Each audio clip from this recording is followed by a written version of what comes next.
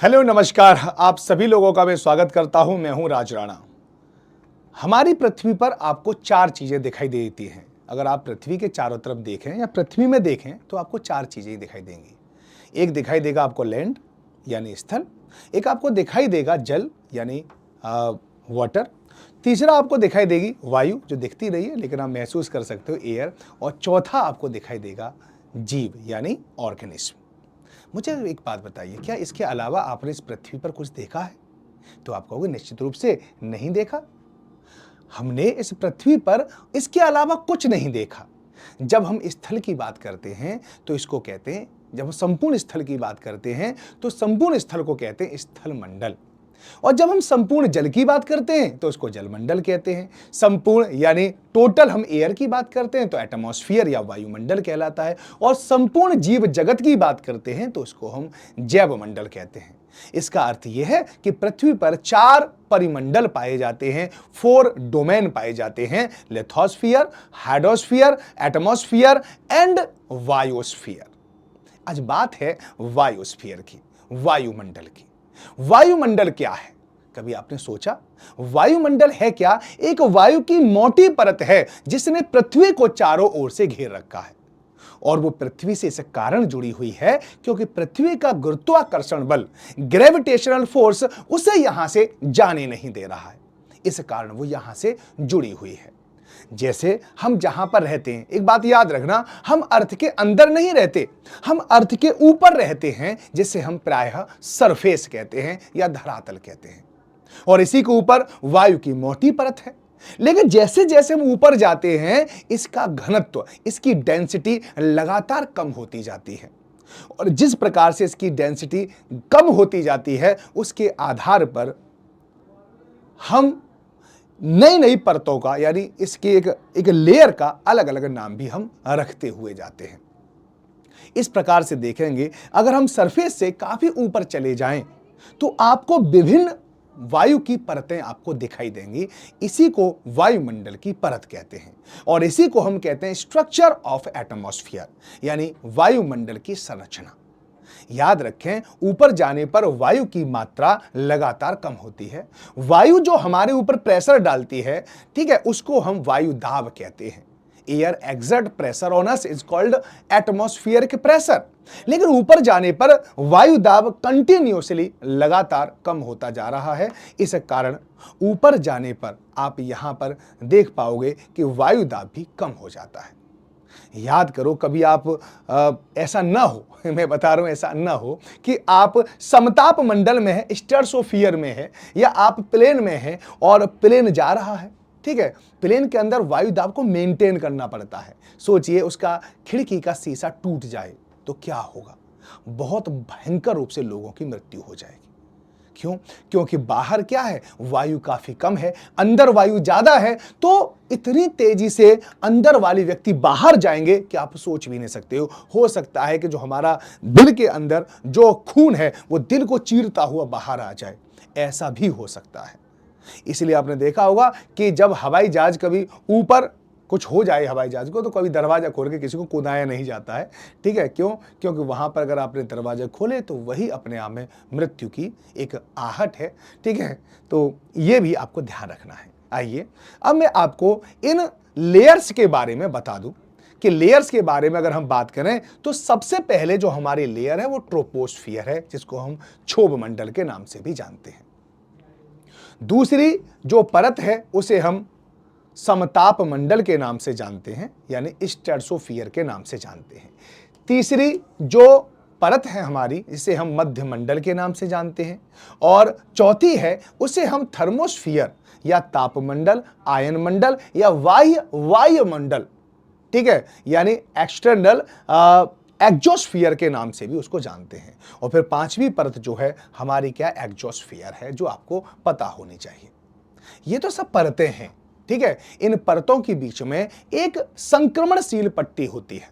संक्रमणशील पट्टी का मतलब होता है कि वहां पर अगर आप देखें तो परतों के बीच में कुछ ऐसी जगह होती है जहां पर दोनों परतों में से किसी की भी विशेषता नहीं मिलती है, किसी की भी कैरेक्टरिस्टिक वहां से नहीं सेम होती। जैसे कुछ जगह देखिए जहां पर समुद्र से लैंड जुड़ती हो, जहां पर समुद्र और स्थल यानी जहां पर ओशियन और लैंड दोनों आपस में जुड़ेंगी, वहां पर न तो लैंड वाले गुण होंगे और न वहां पर ओशियन वाले गुण होंगे।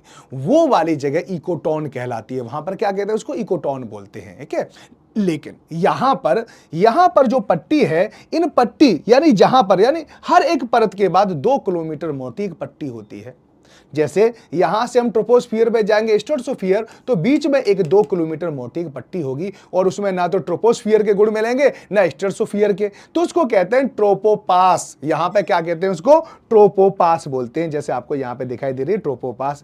ट्रोपोपास present between stratosphere and troposphere. ठीक है, ये 2 किलोमीटर मोटी पट्टी है। ऐसे ही जब हम स्ट्रेटोस्फियर या समताप मंडल से मध्य मंडल में जाते हैं तो फिर आपको 2 किलोमीटर मोटी एक पट्टी मिलती है जिसको हम स्ट्रेटोपास कहते हैं। फिर हम मीसोस्फियर से थर्मोस्फियर जाते हैं तो फिर हमें यहां पर एक और पास मिलता है जिसे हम मीसोपास कहते हैं। ठीक है, मीसोपास कहते हैं। ऊपर थर्मोस्फियर है और फिर एक्सोस्फियर है। थर्मोस्फियर पे जो हमारी वायु है वो इतनी ज्यादा पतली, इतनी ज्यादा दूर दूर हो जाती है कि फिर वहां पर ये जो भिन्नता मायने नहीं रखती, इसलिए ऊपर हम किसी भी प्रकार के पास को कंसीडर नहीं कर पाते हैं। ये है पहली बात, समझ में आ गई। तो सबसे पहले हमारे पास क्या है, ट्रोपोस्फियर है। ठीक है, उसके बाद हमारे पास स्ट्रेटोस्फियर है, समताप मंडल है, ऊपर मीसोस्फियर है और फिर थर्मोस्फियर के बाद एक्सोस्फियर है। आइए, ये तो आपने समझ लिया, लेकिन आपने यहां पे कुछ इस तरह की लाइन चलते हुए देखी होगी। ये दिखाई दे रही लाइन, ये क्या है? ये रियल में देखा जाए तो ये टेम्परेचर लगातार कम हो रहा है। ध्यान रखो, अगर इस साइड में जाता है, क्योंकि आपको पता होना चाहिए ये क्या होते हैं, ये एक्स होता है और ये वाई होता है, पता है नहीं?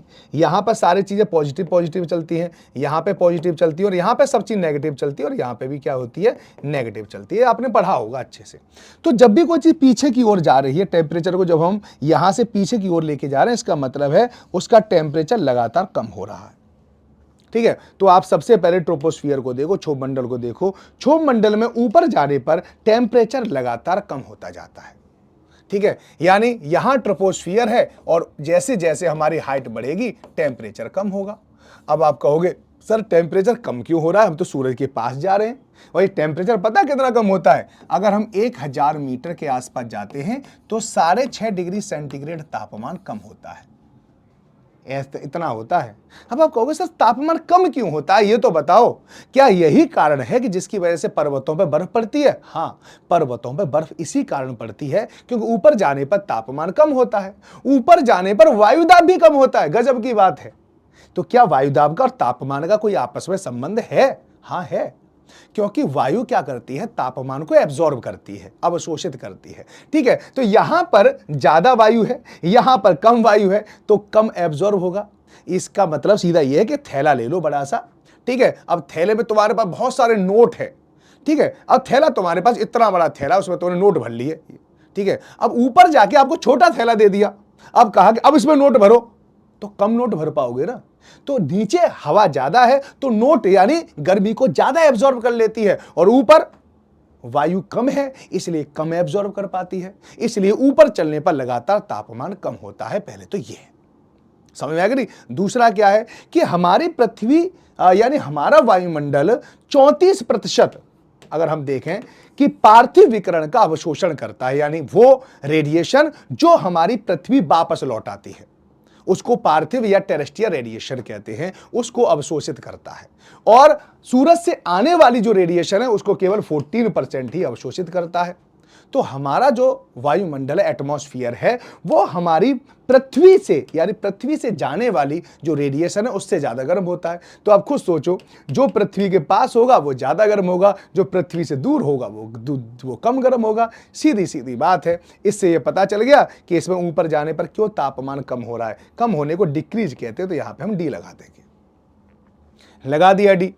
अब यहां पे देखो आगे, यहां पर कुछ देर के लिए तापमान बिल्कुल समान है, समान तापमान, न तापमान बढ़ रहा है और न तापमान ज्यादा हो रहा है।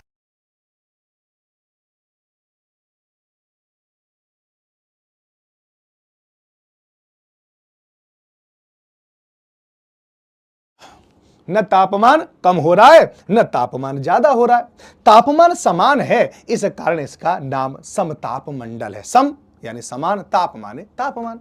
लेकिन ऊपर चलने पर देखिए तापमान बढ़ रहा है। अब आप कहोगे सर स्ट्रेटोस्फीयर में तापमान क्यों बढ़ रहा है, अभी तो आप कुछ और बता रहे थे। अरे ये समताप मंडल है, ये क्षोभ मंडल के लिए नियम था, समताप मंडल के लिए दूसरा नियम है, क्योंकि यहां से शुरू हो जाती है ओजोन, O3। ऑक्सीजन के 3 सब मॉलिक्यूल्स मिलकर ओजोन का निर्माण करते हैं। ओजोन का निर्माण करती हैं सूरज से निकलने वाली अल्ट्रावायलेट किरणें।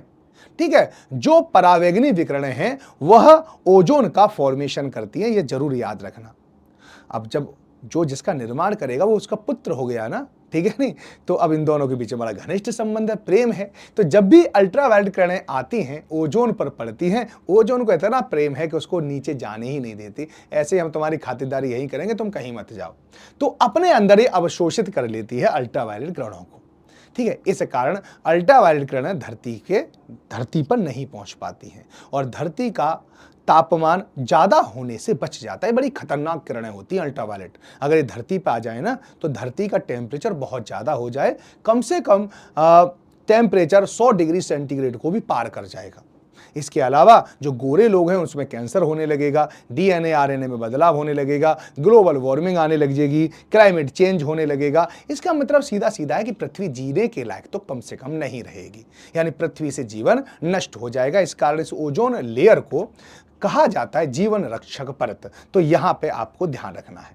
यह भी हम आगे जाके कभी चर्चा करेंगे कि ओजोन का फॉर्मेशन 20 और 50 किलोमीटर के बीच में ही क्यों होता है, धरती पर क्यों नहीं होता। हालांकि सरफेस पर थोड़ा सा होता है, वो ओजोन हमें नुकसान करती है, इसलिए उसको बैड ओजोन कहा जाता है, और ये हमें फायदा करती है स्ट्रेटोस्फीयर में ओजोन जो है, इसलिए हम उसको गुड ओजोन कहते हैं। लेकिन बहरहाल ओजोन ऊष्मा का अवशोषण करती है, तो गर्म होगी तो सीधी सीधी बात है, यहां पे तापमान भी ज्यादा होगा। फिर यहां पे ओजोन खत्म हो जाती है, फिर तेजी से ओजोन जब खत्म हो जाती है तो तेजी से तापमान फिर कम हो जाता है। अब बताइए, ओजोन खत्म हो गई, वो बात ही खत्म होगी जिसकी वजह से तापमान, समझ में आ गई। तो यहां पर ओजोन समाप्त हो जाती, ओजोन है नहीं, तो फिर दोबारा से वही क्रिया शुरू हो जाती है कि अवशोषण होता ही नहीं है, तो इसलिए तेजी से तापमान कम होगा और तापमान कम होते होते 80 डिग्री सेंटीग्रेड तक पहुंच जाएगा माइनस में। तो ये हमारी पृथ्वी की सबसे ठंडी परत है, जिसे हम मध्यमंडल के नाम से जानते हैं। ठीक है नहीं, फिर उसके बाद क्या आएगा, ऊपर जाने के बाद फिर तापमान बढ़ना शुरू हो जाता है। अब आप कहोगे सर फिर क्यों बढ़ने लगे, क्या फिर पे ओजोन परत आ गई? अरे नहीं, ओजोन परत नहीं आती, लेकिन यहां पर सूरज के द्वारा निकलने वाली एक्स और वाई किरणें, एक्स रेज और गामा रेज, यहां पर गैसों को तोड़ने का कार्य करती है। जब गैस टूट जाती हैं तो आयन में बदल जाती हैं। जैसे यहां पर ये सोडियम क्लोराइड है और आपने देखा होगा इसको टूटने के बाद ये Na+ आ जाता है और यहां पे नेगेटिव आ जाता है। इसका मतलब ये प्लस और माइनस क्या है, अपने आप में नेगेटिव है। तो जब भी कोई चीज टूटती है तो वहां पर टेम्परेचर क्या हो जाता है, बहुत ज्यादा हो जाता है। यहां पर इस कारण यहां पर बहुत सारे आयनों में गैसें आ जाती हैं, टेम्परेचर बहुत ज्यादा हो जाता है। टेम्परेचर हो जाता है 1500 डिग्री सेंटीग्रेड। यानी ये जो हमारी परत है ये बहुत ज्यादा गर्म है। लेकिन गजब की बात यह है कि यहां पर तुम हाथ निकालोगे बाहर तो हाथ जलेगा नहीं, क्योंकि यहां पर गैस ही बहुत दूर दूर है। यहां पर एक पड़ी होगी और कोई एक यहां पे पड़ी है, बीच में हाथ दे दो, कोई गर्म करने वाली है ही नहीं, तो हाथ जलता नहीं है। इस बात से आप थोड़े से निश्चिंत रहो, कभी जाके हाथ निकाल के यहां पर देख सकते हो, है ना। लेकिन आयनों के रूप में गैस बन गई है, इस कारण यहां इसको आयन मंडल भी कहते हैं। ठीक है, उसके बाद क्या होता है कि फिर उसके बाद तो हमारा जो पूरा की पूरा वायुमंडल है बहुत ही ज्यादा पतला, अत्यंत थिन हो जाता है और यह स्पेस में जाके मिलना प्रारंभ हो जाता है, जिसको हम एक्सोस्फीयर कहते हैं, बहिर्मंडल कहते हैं। यानी इसके बाद अब हमारा वायुमंडल बचेगा नहीं। ठीक है, वायुमंडल खत्म हो जाएगा। ये इस प्रकार से हमारी परतें हैं। लेकिन परतों में भी याद रखना, सबसे पहली परत में क्या हुआ था, सोचिए, यहां पर टेम्परेचर कम हुआ था। दूसरी परत में क्या हुआ था, टेम्परेचर ज्यादा हुआ था। यहां पर क्या हुआ था, कम हुआ था। ठीक है, यहां पर नहीं, हमने थोड़ा सा उल्टा, हाँ सही तो लिख रहे हैं। फिर यहां पर क्या हुआ था, इंक्रीज हुआ था, गौर करो वहां पे देखो, और फिर तो इंक्रीज है। डी आई क्या हो गया, दीदी, तो दीदी इज अ ट्रिक है ये कि सबसे पहले डिक्रीज होता है, फिर इंक्रीज होता है, डिक्रीज होता है, फिर इंक्रीज होता है। इस प्रकार से आपको कुछ याद रखना चाहिए, ठीक है नहीं? यहां पे आपको बात समझ में आएगी नहीं जो मैं आपको यहां पे समझाना चाहता हूं? बस आपको इतना जरूर याद रखना है कि जो ट्रोपोस्फियर है, सबसे नीचे वाली जो परत है ना, इसको हम क्षोभ मंडल कहते हैं। क्षोभ का मतलब होता है परिवर्तन, ठीक है? विक्षोभ मंडल यानी जहां पर हमेशा चीजें बदलती रहें, और बदलने वाली चीज को क्या कहते हैं? मौसम। तो यहां पर मौसम संबंधी सभी घटनाएं होती हैं ट्रोपोस्फियर में, चाहे वर्षा हो, चाहे बिजली चमकना हो, चाहे कुछ भी हो, सब सारी मौसम संबंधी घटनाएं यहीं पर होती हैं। क्योंकि मौसम में परिवर्तन आता रहता है, इसलिए इसको विक्षोभ मंडल भी कहते हैं, जो आपको ध्यान रखना है। अब दूसरा, यहां पर क्या क्या होता है ध्यान रखना कि यहां के सबसे ऊपर वाले जो, क्योंकि ऊपर जैसे जैसे आप चलते जाएंगे ना, ऊपर चलेंगे तो वहां पर वायु कम हो जाती है, तो मौसम संबंधी घटनाएं भी कम हो जाती हैं। तो बिल्कुल आपके ट्रोपोपास के पास यहां पर कमर्शियल एयरलाइन चलती हैं, यानी जो हम जिस जहाज में बैठते हैं वो ट्रोपोस्फियर की ऊपरी सीमा में चलता है, आउटर, ठीक है, layer of troposphere, outer layer of troposphere में चलता है, ध्यान रखना। और यहां पर हॉट बैलून भी रहते हैं, हॉट बैलून। अब आप कहो सर हॉट बैलून क्या होते हैं? अरे हॉट बैलून देखे, जब तुमने फिल्मों में देखे होंगे जिसमें हीरो हीरोइन बैठ जाते हैं और बैलून ऊपर चला जाता है, वही हॉट बैलून होता है ना। जो हॉट बैलून होता है वो ट्रोपोस्फियर तक ही रहता है। इसके बाद क्या आता है? यहां पर आता है समताप मंडल, जो आपको यहां पे दिखाई दे रहा है। इस समताप मंडल में देखोगे तो यहां पर आपको बहुत कुछ दिखाई देगा। यहां पर आपको सबसे ज्यादा जो दिखाई देता है उसका नाम क्या है? ठीक है, यही तो पूछना चाहते हो आप, ठीक है? तो उसी में है ओजोन, इसी में ओजोन होती है। क्योंकि यहां पर, ठीक है, क्योंकि यहां पर आपको एक बात याद रखनी है कि यहां पर आप देखोगे तो यहां पे ओजोन परत है, और ओजोन परत क्या करती है कि अल्ट्रावायलेट किरणों को रोक लेती है, और इस प्रकार से यहां पर जीवन, हमारी धरती पर जीवन सुरक्षित बना रहता है। तो ये आपको ध्यान रखना है, ठीक है नहीं? चलिए, अब यहां पर क्रिस्टल वाले, यहां पर क्रिस्टल यानी क्रिस्टल फॉर्म में, आइस क्रिस्टल में यहां पर कुछ बादल भी पाए जाते हैं। उनकी वजह से हमारी पृथ्वी पर प्रभा मंडल का भी निर्माण होता है, सूरज और चंद्रमा का प्रभा मंडल, ठीक है? इसके थोड़ा सा ऊपर जाएंगे तो यहाँ मीसोस्फियर है, और बेचारे मीसोस्फियर में क्या होता है? मी से मेटेरियर्स होते हैं, मी से ही मीसोस्फियर होता है। यहाँ पर उल्का पिंड आकर जलकर समाप्त हो जाते हैं। तो यहाँ पर मेटेरियर्स हैं। उल्का पिंड की घटनाएं सबसे ज्यादा कहाँ पर होती हैं? तो आप निश्चिंत रूप से बता देना कि ये होती हैं मध्यमंडल, इसमें मध्यमंडल में होती है। इसके ऊपर और आ जाएंगे तो यहां पर ये इस मंडल में जनरली क्या होता है कि सूरज के द्वारा निकलने वाली सौर विंड जो क्या होती है, वास्तव में आयनिक फॉर्म में आती है, वहां पर चार्ज पार्टिकल होते हैं सोलर विंड में, वो हमारी पृथ्वी के जो चुंबकीय क्षेत्र है उससे टकराते हैं, ठीक है? जिसकी वजह से यहाँ पे कलरफुल लाइट बन जाती है, जिसको अरोरा कहते हैं, जिसे नॉर्थ पोल और साउथ पोल से देखा जा सकता है।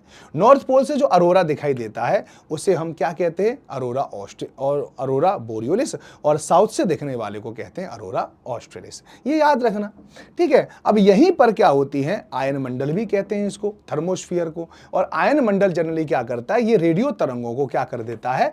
परावर्तित कर देता है, और पृथ्वी पर वायरलेस कम्युनिकेशन सिस्टम को बनाए रखता है, ठीक है? अब यहीं पर हम क्या करते हैं? अपना स्पेस शटल है हमारा यहाँ पे, जो ध्यान रखना, जो हमारा स्टेशन है ना, ISS बोल रहा हूँ मैं, ISS है ना, ठीक है, इंटरनेशनल स्पेस स्टेशन जो है वो यहीं पर है ना? और इसके ऊपर चले जाएंगे तो यहाँ पर एक्सोस्फीयर है, और एक्सोस्फीयर में तो हम अपने सैटेलाइट को छोड़ते हैं। तो ये हमारे यहाँ पर सारी लेयर्स की बात होगी। आपको इन लेयर्स के बारे में जानकारी कैसी लगी जरूर बताएं, कमेंट बॉक्स में तो जरूर आपको बताएं, और अगर अच्छी लगी हो तो अपने दोस्तों के पास शेयर भी करते रहें। चलिए, बाय बाय, टेक केयर, और इस चैनल को सब्सक्राइब जरूर कर लीजिए, ठीक है? ऐसे ही इन्फॉर्मेशन आपको हम देते रहेंगे। धन्यवाद।